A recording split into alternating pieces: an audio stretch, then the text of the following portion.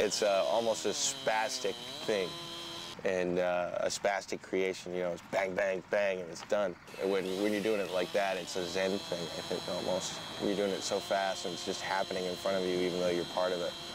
Christian Smith sets up shop 7 days a week on the corner of Slaughter and South Congress to ply his wares and practice his unique art form, chainsaw carving.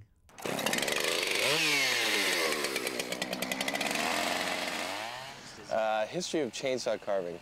I'd have to say, well, it obviously started off with people in the industry, logging industry, that would be.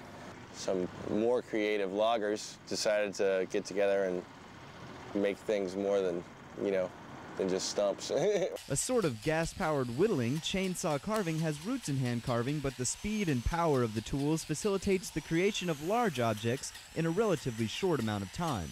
It's also a traditionally public activity. It's definitely, it's a grand undertaking in a lot of ways.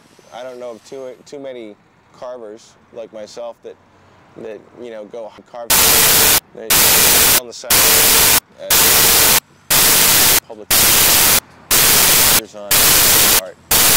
Texas Resource is currently the work of local champions in the Texas is diverse themselves from the